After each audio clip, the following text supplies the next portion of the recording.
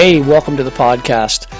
This is The Surge Effect, and I'm your host, Mike Surge. This podcast will be talking about anything and everything, life in general to current events and past events, and all things about this beautiful and wonderful world that we live in. And this podcast, well, it'll probably have an effect on you.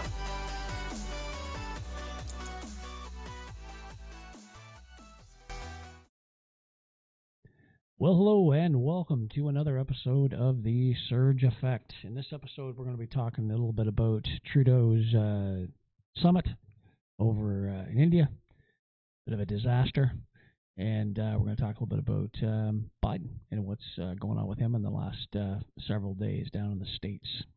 Lots happening in the news cycle, of course. But before we get started, we're going to mention a couple of our sponsors. Our first sponsor for today is Love My Legs Owen Sound Grey Bruce. Click on their link below in the description and head on over to their Facebook page and check what they have to offer. Love My Legs allows you to strut with confidence, and they offer 3 styles of waistbands for comfort and wearability, and they're the only lifetime guarantee in the industry. So head on over to their website and check them out. Our next sponsor is He Shirts, She Shirts. Click on their link below and head on over to their website and check out what they have to offer. And they have a lot more to offer than just t-shirts, that's for sure. So go on and check them out. All right, so today, like I said, we're going to be talking a little bit about what's going on with Trudeau and Biden. So, first little clip I'm about to show you is Speaker McCarthy. Speaker McCarthy is going to be talking about impeachment inquiry. So that's what he has to say. Taken together, these allegations paint a picture of a culture of corruption. Now, here's what we know so far. Through our investigations, we have found that President Biden did lie to the American people about his own knowledge of his family's foreign business dealings. Eyewitnesses have testified that the president joined on multiple phone calls and had multiple interactions. Dinners resulted in cars and millions of dollars into his son's and his son's business partners. We know that bank records show that nearly $20 million in payments were directed to the Biden family members and associates through various shell companies. The Treasury Department alone has more than 150 transactions involving the Biden family and other business associates that were flagged as suspicious activity by U.S. banks. Even a trusted FBI informant has alleged a bribe to the Biden family. Biden used his official office to coordinate with Hunter Biden's business partners about Hunter's role in Burisma, the Ukrainian energy company.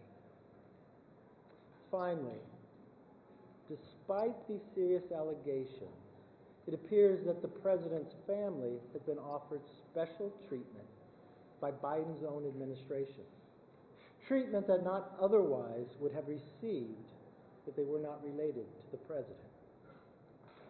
These are allegations of abuse of power, obstruction, and corruption. All right, so you just heard a little bit about what Kevin McCarthy had to say in regards to the impeachment inquiry. Now, of course, the Democrats would have you believe differently. And you heard what McCarthy just said in regards to shell companies and the other evidence they have with the banks that were flagged. Shell companies, think about it, like over 20 shell companies. If you had one, you'd be in prison. Anyway, so this gentleman here is Hakeem Jeffries. He is the leader of the Democrats in the House. And this is what he has to say in regards to the impeachment inquiry.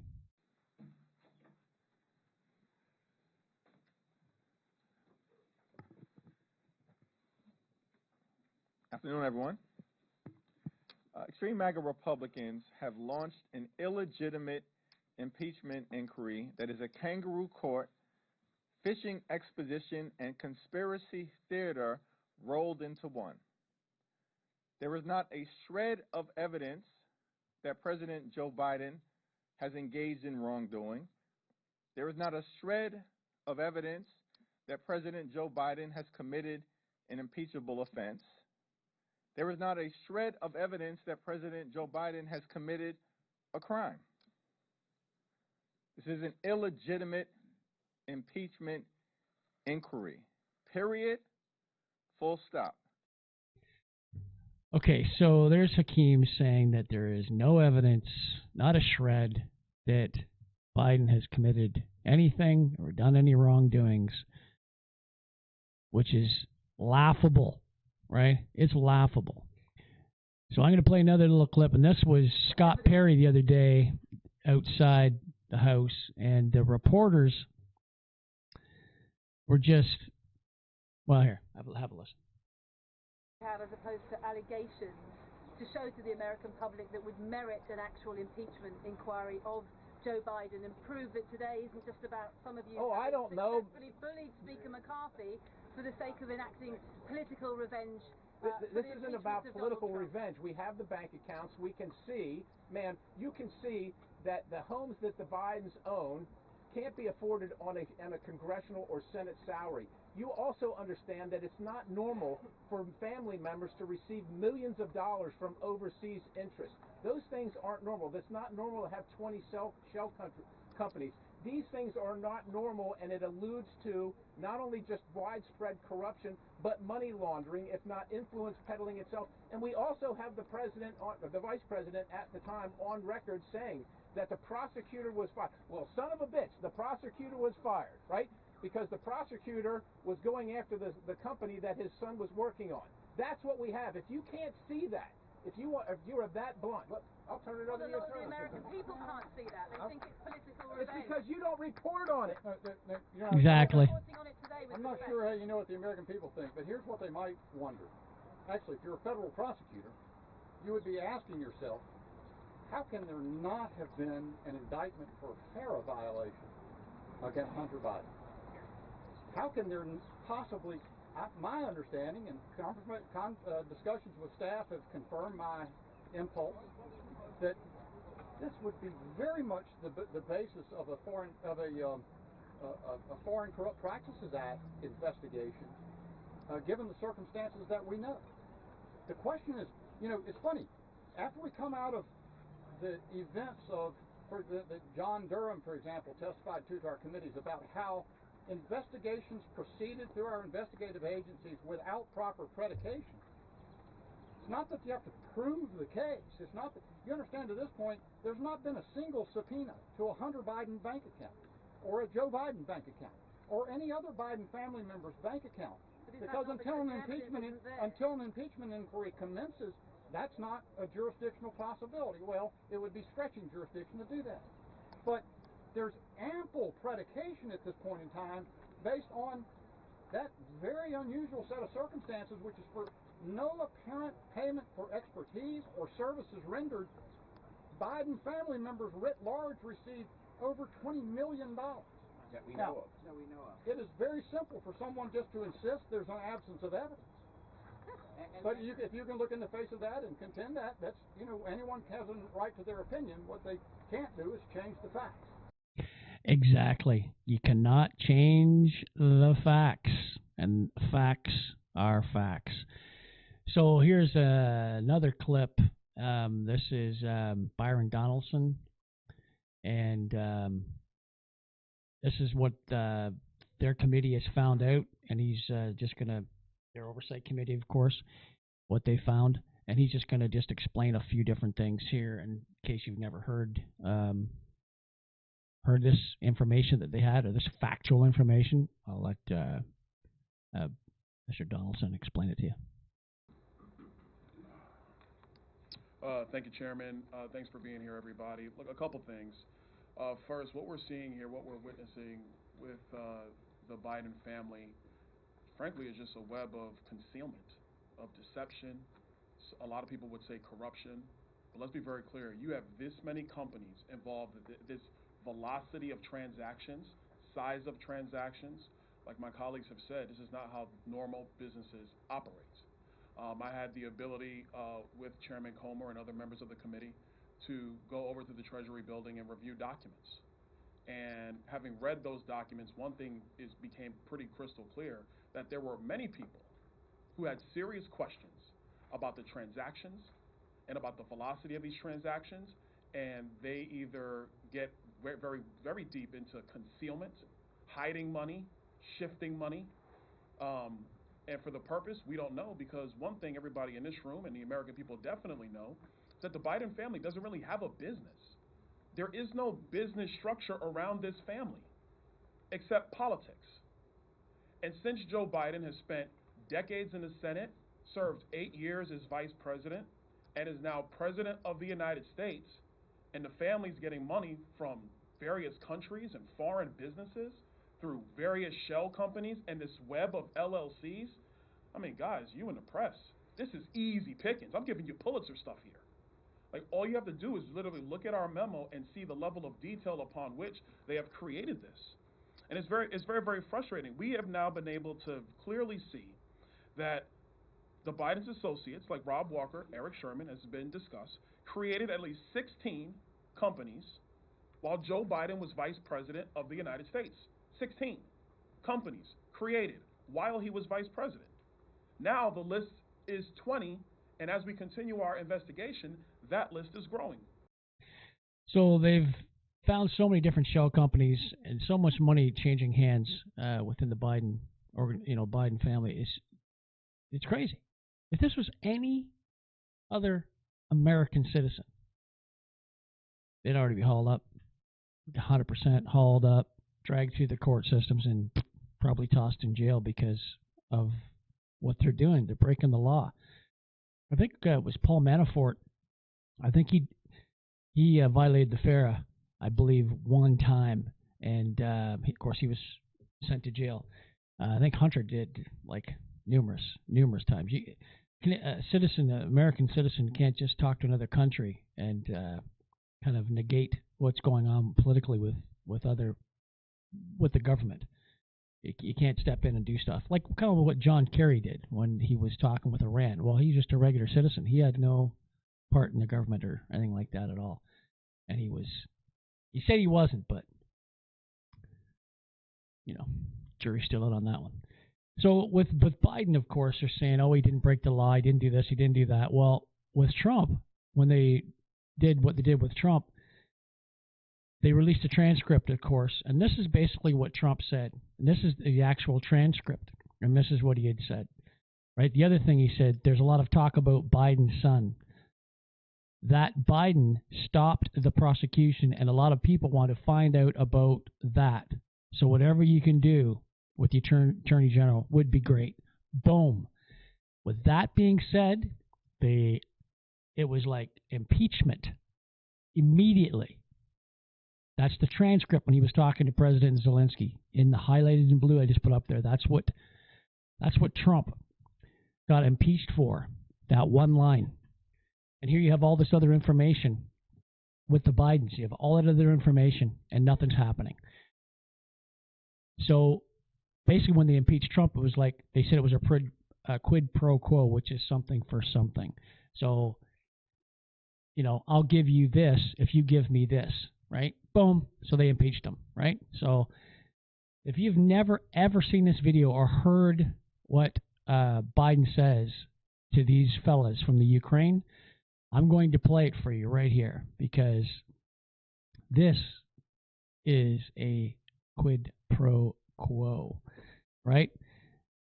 In 2006, the Ukrainian prosecutor, General Viktor Shokin, in his investigation of corruption involving Burisma Holdings, a natural gas company, identified Hunter Biden as the recipient of over $3 million from the company.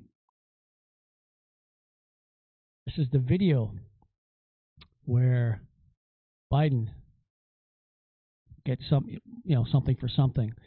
Not wanting to discuss corruption exposed, Joe Biden swung into action using U.S. loan guarantees as hostage while demanding Shokin be fired. Amazingly, Joe Biden now brags about this action in this matter.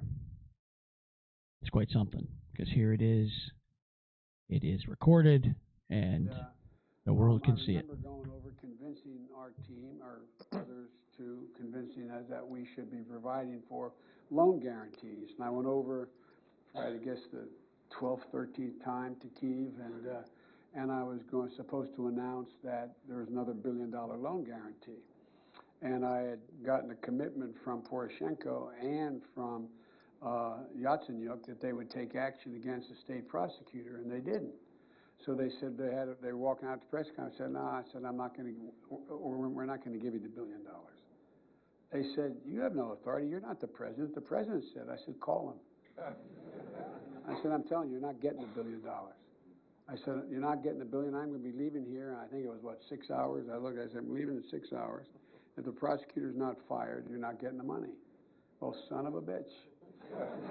Got fired. And they put in place someone. So just like that, quid pro quo, son of a bitch, they fired him.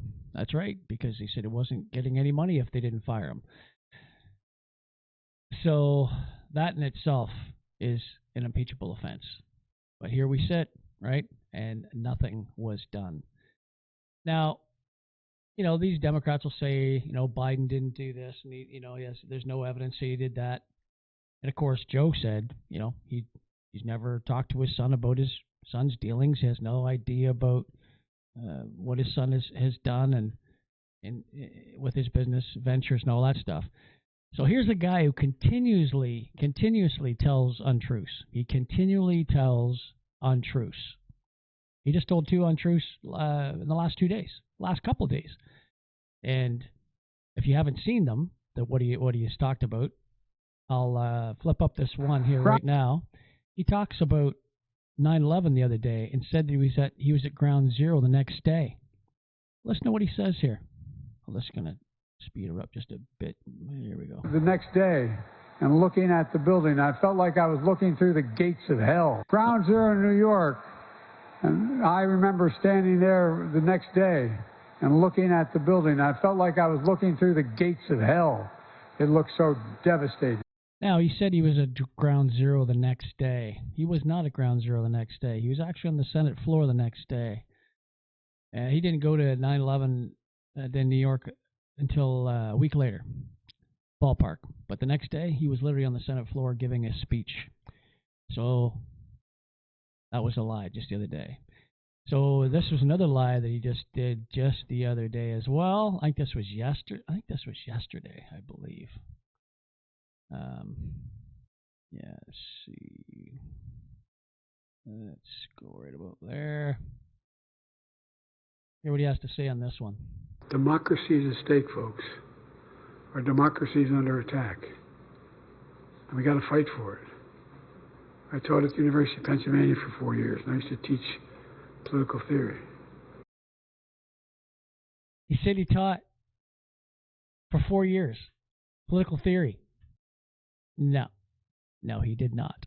He did not teach for 4 years political theory. He literally just said this yesterday, which is the 14th of September, which was the 14th of September. Today's the 15th of September.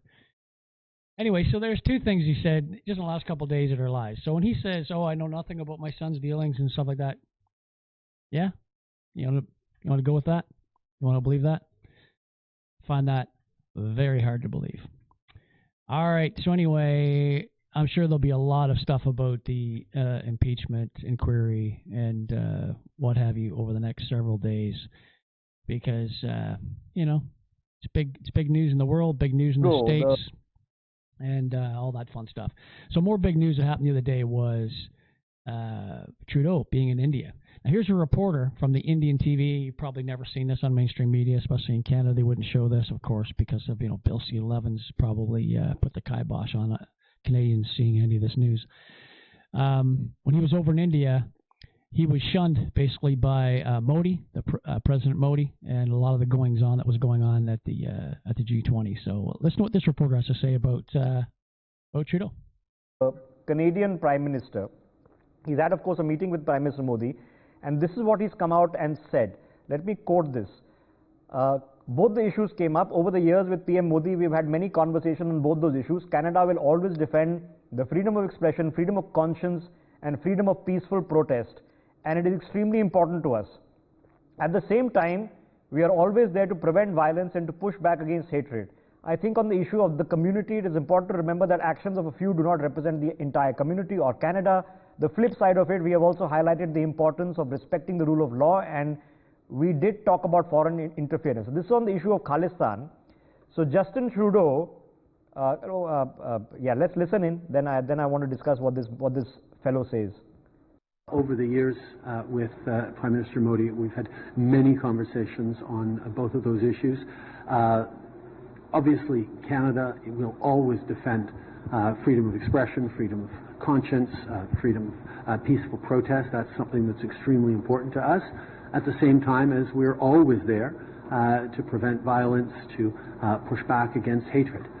I think on the issue of the community, it's important to remember that the actions of the few do not represent the entire community or Canada.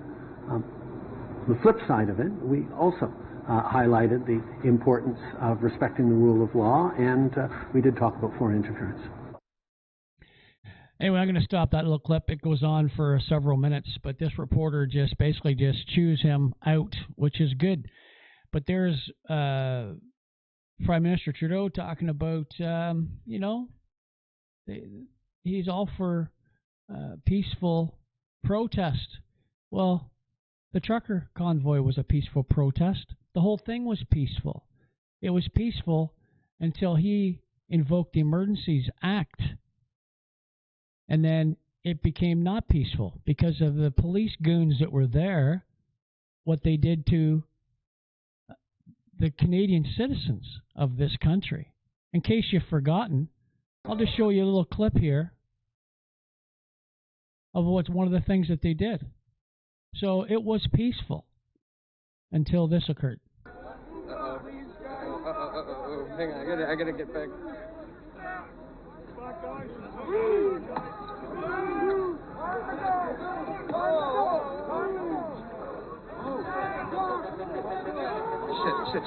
Shit. Get down. Hey, get down. Okay. Ow. You just hit me down. Was there any need for that? Was there any need for that to occur? Absolutely, 100% not. It did not need to occur.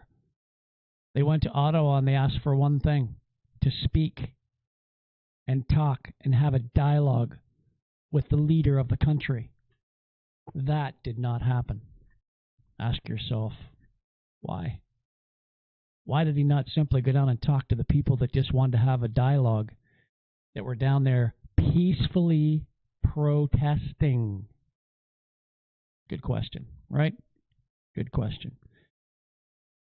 Okay, so next little clip here is was in the paper actually. That was in Reuters. Modi scolds Trudeau over the Sikh protests in Canada against India.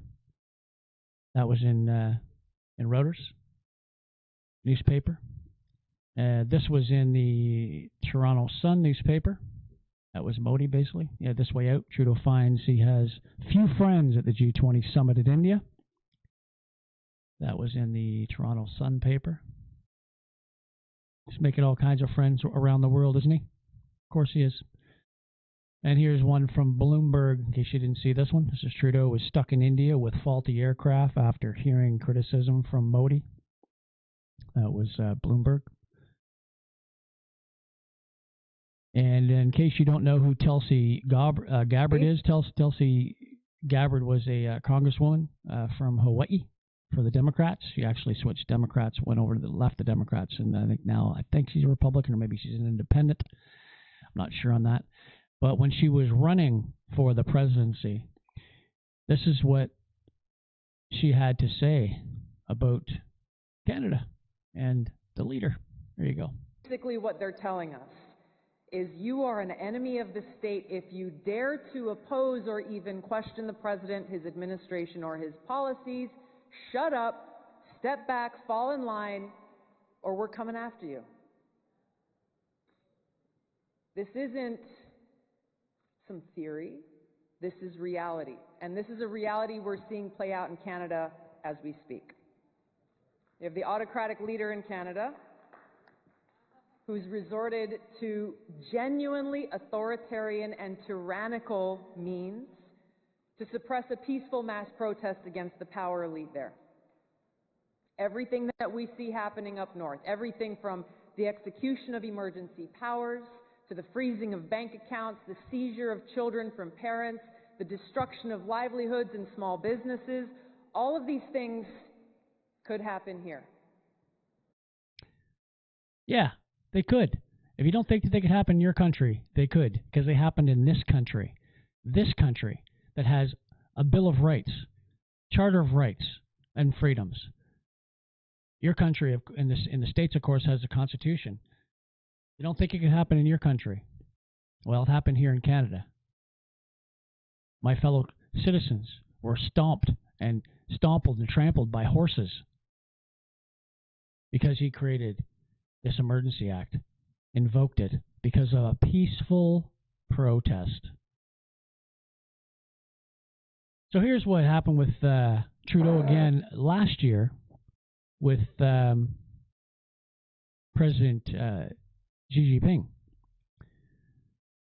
They had a discussion, and Trudeau leaked it, and here's Xi Jinping basically scolding Trudeau about it. This was last year at the G20, so it just keeps getting better and better. I mean, this is a world stage, and this is our leader being... Oh, here we go. Everything we discuss is then leaked to the paper. That's not appropriate. And that's not how the way the conversation was conducted.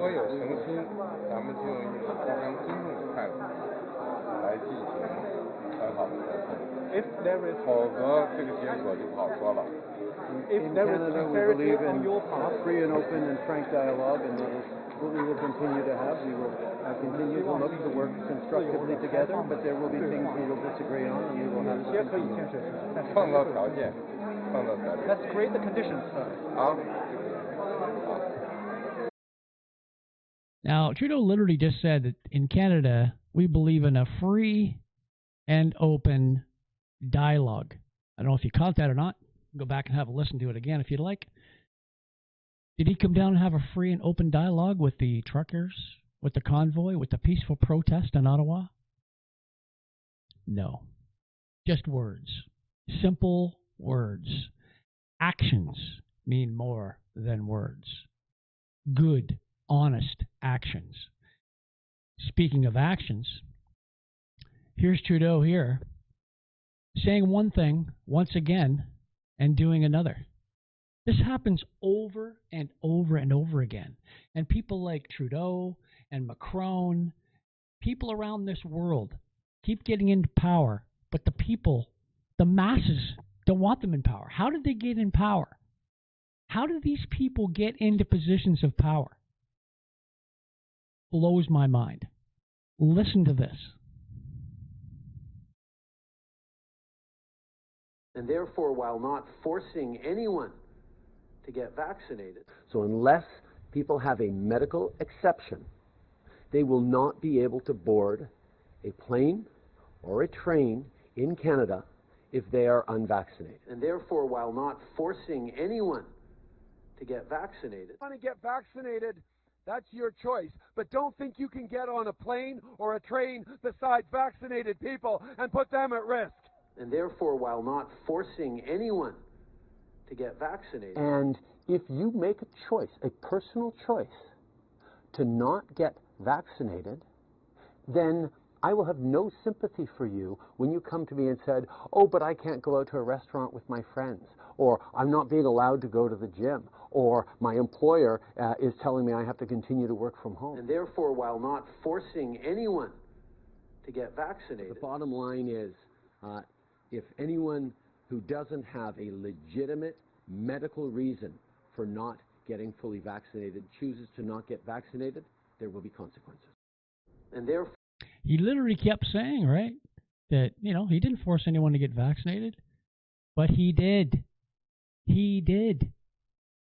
I personally know people who lost their jobs in Canada here because they chose not to take the vaccine. It's a personal choice, right? And people can argue for and against, but since then, all the things that have happened because of the vaccine. You have, myocarditis, young men. I know young people who've had myocarditis because of the vaccine, period. All these different things that have occurred with young people, middle-aged people, older people. And, it's a choice. So people made the choice. Just like you make choices with everything else in your life. Throughout this life, you make choices. People chose not to. People chose to. People that chose to and had no idea the ramifications of that choice came back to haunt them later. It's unfortunate. So this is what's transpired with Biden, of course, and Trudeau in the last couple of weeks, of course, with the G20 summit in India, and Trudeau, of course, having a rough go over there with Modi, and Biden with the impeachment inquiry. So there you have it. That podcast was about 30 minutes long. Thank you so much for listening to what I had to say about these two guys. I'm sure you have your own thoughts. If you want to drop some comments below, feel free. Thank you very much for subscribing to my channel. Please like it. It helps with the algorithms for sure. All my videos are also sent to Rumble, and I can be found on any podcast app, iPhone or Android. Just type in The Surge Affect, and you will see my TSA with my microphone there. It's a black and white, my black and white logo. I'm also on Facebook and Instagram and Twitter as well. Drop me a line on Twitter. Hook me up on Twitter. Listen to some of the stuff that I post on Twitter as well. I try to keep informed what's going on in this world, and I suggest that you all do the same. And always remember that these politicians work for us. We do not work for them. And please always remember to drop them a line. Your MPs here in Canada, your MPPs down the states, your senators, your congressmen and women, drop them a line and touch base with them. Tell them what you like, what you dislike. But these people have to make our lives better, not worse. That's the key to life too, right? Is having a good life, not a bad life. And these politicians, they should be empowered to make our lives better, always better. So if they don't keep going up that ladder to make our life better, and for some reason we keep going down, then they got to go, right? Like there's an old saying, right? If your car is broken and you keep taking it to the same mechanic in the last 10 years and it's still broken, well, you got to change mechanics. It's time for you to change mechanics. Politicians are no different. If they're not making your life better, it's time to change a politician. It's time to change them. Anyway, like I said, thank you very much for listening to my podcast. Much appreciated. And until next time, everyone, have yourself a great day. Cheers. This episode sponsored by He Shirts, She Shirts. Go to www.heshirtssheshirts.ca. Just type in the letters TSA, The Surge Effect. When you check out, type in TSA for your coupon and receive 10% off your next purchase. Thanks for listening to today's podcast, everybody.